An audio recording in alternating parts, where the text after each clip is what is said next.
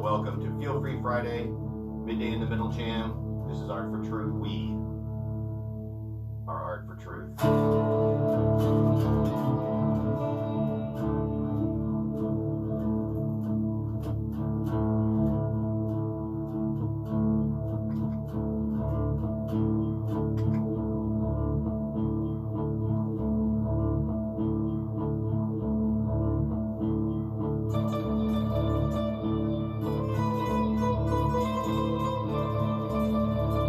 Jam for a little bit, might do some songs, some vocals. We're gonna hit a bit of a guitar jam for right now because that's what I feel free like doing.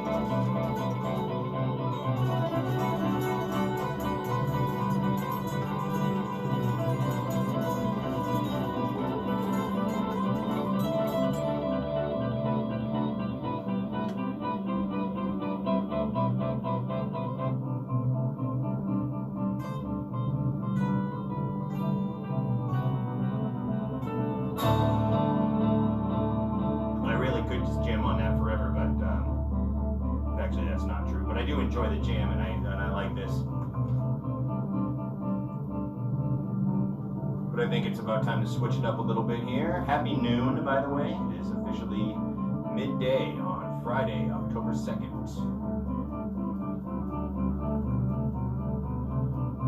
8 years ago today, I watched my mentor and friend pass away.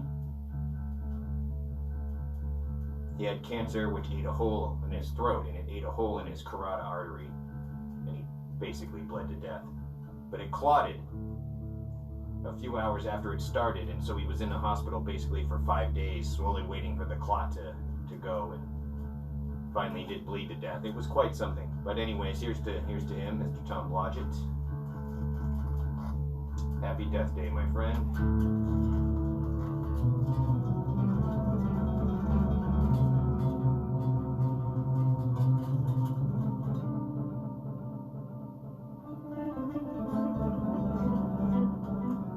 Pretty steadfastly dedicated to the idea of art as an eminent force of our reality, and something not to be taken super lightly, which unfortunately it really is. It can be taken lightly as long as it's taken heavily too. See, that's the thing about art. Art can be what's on your the child drawing on the refrigerator or whatever. It can be what the old person does on Sundays at, after church. Make a little painting, whatever it is. It can be all those things. But if it's only those things, then what meaning does it have? I mean, how is it a relative of science as far as our discoveries of the universe and its mysteries? So Blodgett advocated truly the deep, deep search for art and realization of the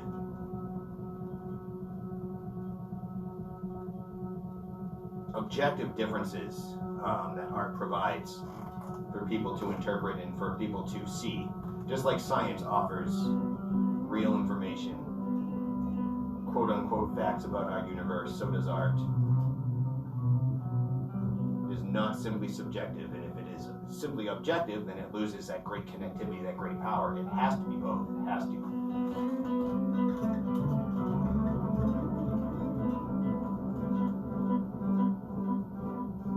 Art has gravity. Art, like most things, it has gravity. It has levels, varying, maybe infinite levels of power and captivation, purpose. Part of Blodgett's problem was that he didn't allow for the subjective side of art. I think he was only about the objective. Most people are only about the subjective. So there's a real rift there. And people get very uptight and offended and personal when you talk about art or question art or what you might think it is, or question somebody's own view of art. I mean, violently. I've had my own experiences trying to question things, and I've had some surprisingly violent reactions just by talking about things like color and form. Art is that powerful, it really is. And if we don't learn to deal with it and to reincorporate it back into every aspect of our lives, incorporate it into, it weaves with science, it weaves with spirituality. In fact, in some cases, it very much is spirituality. It's a type of alchemy, it's a type of mysticism, shamanism to be an artist, to really dig deep and go into the trenches, so to speak. Art becomes nothing about you. It does not have anything to do with your ideas or your thoughts, per se. Once you really go in and just,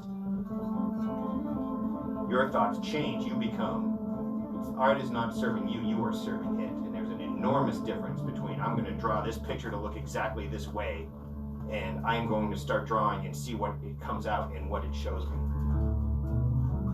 And that was one of his big things. There's such an enormous difference between illustrating an idea and defining a composition. And the thing is, we don't talk about it. People get so offended that it's like, no, it has to be subjective, or no, you can't question somebody else's taste or whatnot. Fuck you. Seriously, fuck that. I'm sorry, I'm a little edgy right now, but no, that's not okay. Maybe saying fuck you to someone isn't okay either, even in a song, I don't know. Point is, I'm expressing myself here a little bit about art, and I think it's fucking absolutely fucking detrimental to our spirit, to the soul, to humanity in general, and whatever we could evolve to be if we view art only in terms of its subjectivity. I mean, 100 comets hitting the Earth would do less damage than what we've done by relegating art to some fancy-free form of expression that has absolutely no meaning or gravity beyond what an individual believes it to be.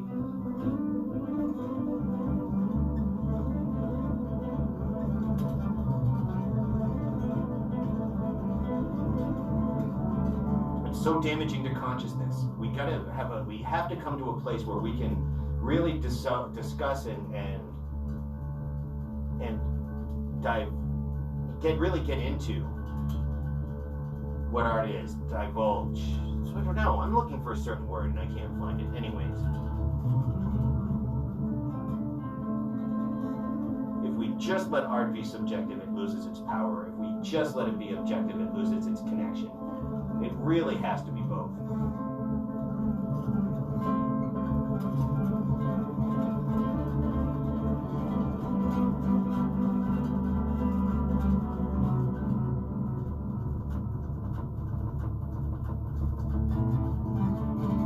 Gravity of a Rembrandt may have less impact on you personally than does the little elephant that your daughter painted in kindergarten class, the great artist that she is.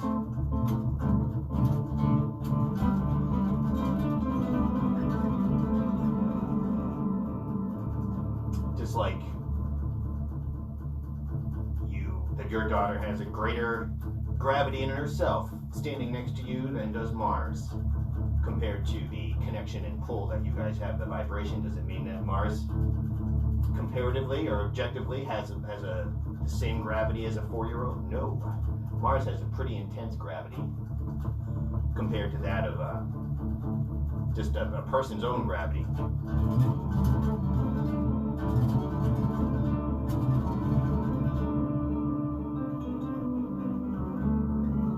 Doesn't mean the gravity of the individual standing next to you is any less valid than the gravity of Mars. It just means it is not as strong. The painting of the elephant your daughter did on a refrigerator isn't any less valid than that of Rembrandt's in the realm of human activity and connecting to art, but it does not have the same gravity. Valid? Yes. Same gravity, same power, same meaning, same purpose? No.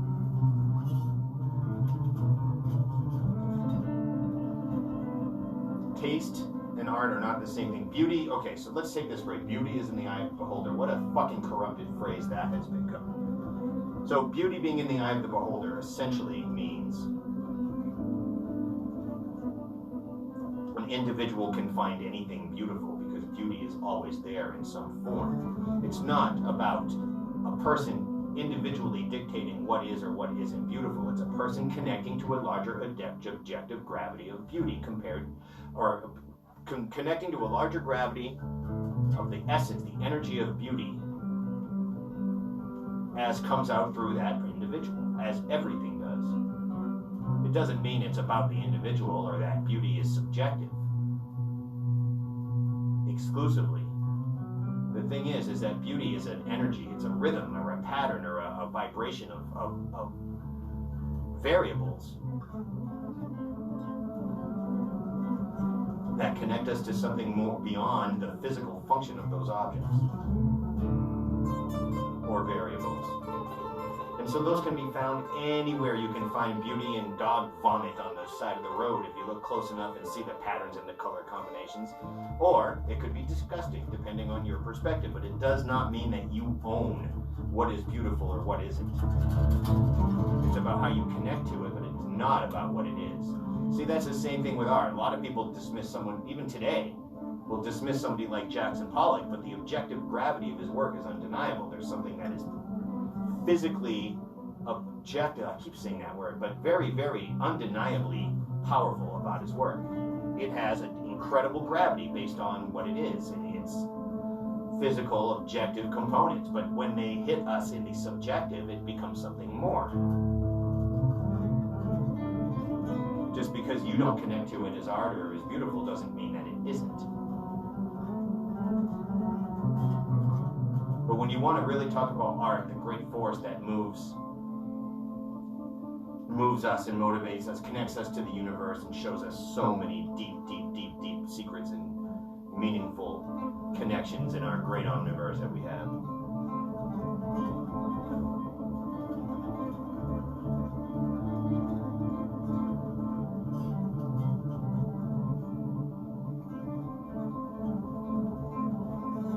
And if we didn't have art to connect us that deeply to the very essence of our reality, then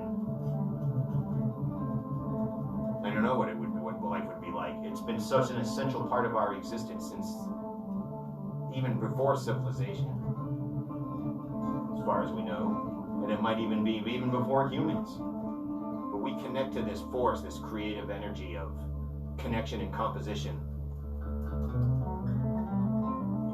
And like with science, for example, okay, everybody might have their favorite color, or maybe might have their, what am I trying to relate this to science? So everyone might have this method of going about to extract or to separate an atom, okay, but maybe only one really works well. Some of them will cause entire cities to be exploded, so on and so forth. Anyways, if you mix this particular chemical, even though you happen to think it looks pretty, with this particular one, even though it also looks pretty, it could cause an explosion or cause poisonous gas and kill you.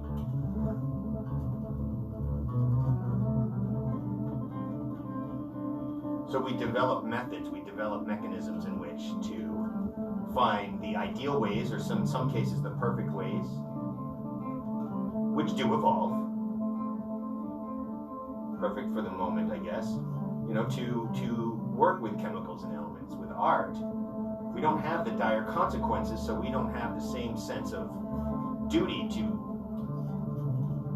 creating stuff that has a solid, more universal value, which could be anything. And again, I lean highly and heavily towards abstraction, art abstraction, as a way to connect us and unite us with greater truths and make us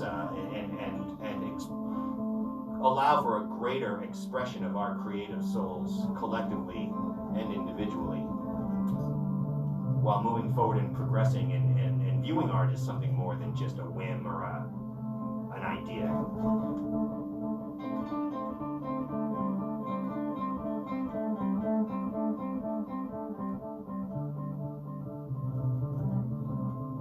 So, all right. So I think it's very important that we continue to work on this. We might be working on this for millions of years if we're lucky, but right now it's just we're in a sad state, and it can be very, very depressing and demotivating. So it's time that we start finding things about life, just and art and everything, to really reconnect with all the beauty and joy and wonder and everything that exists. Because the type of life that humans have made is not a joyous one. Does that mean there's no joy in it? Of course not. There's all kinds of joy, beauty, profound, deep stuff happening all the time. Wonderful life we live. Doesn't mean we haven't fucked it up completely.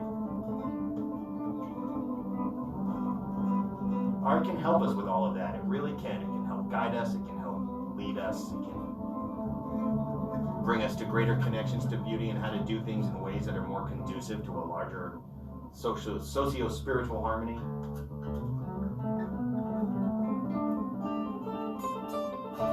So keep that in mind, and next time you pick up a brush or a pencil, that you have the right to express yourself however you will, and what you do is valid. But there is a gravity. Don't try to say it's the same thing as a fucking Rembrandt or a Michelangelo or something like that just because it comes from your own heart and soul, because that diminishes the whole purpose of why you're even existing in the first place. Art isn't about stagnation. It's about thriving, growing, learning, and evolving. So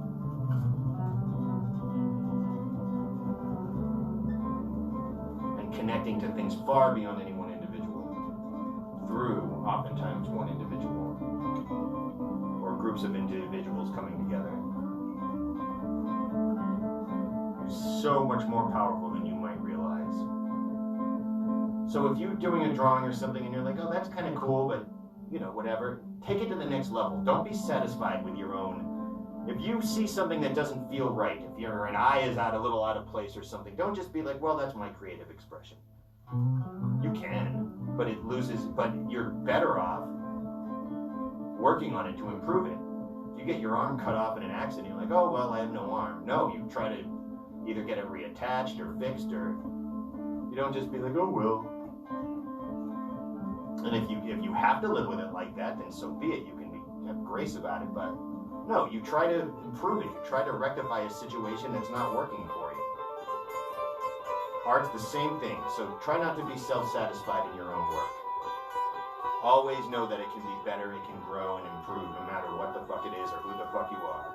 I'd say the same thing to Rembrandt right now. Except he doesn't need to hear it, because he already knows. And it's evident that he knows because it's in his work. And I'm talking about him in the present tense because his work still exists in the present tense, and art has that power. Alright, so on that note, I'm going to change things up a little, because I'm going to feel free to do that on this Feel Free Friday. Art is beautiful. You are all beautiful. Life is beautiful, so let's try to work to keep it that way. Alright, and on that note, I'm going to jam off on some heavy electric shit for a minute. No vocals. I just want to let out some heebie-jeebies here. So thank you all very much for your ear and your time, and enjoy this last part of our little jam on Feel Free Friday.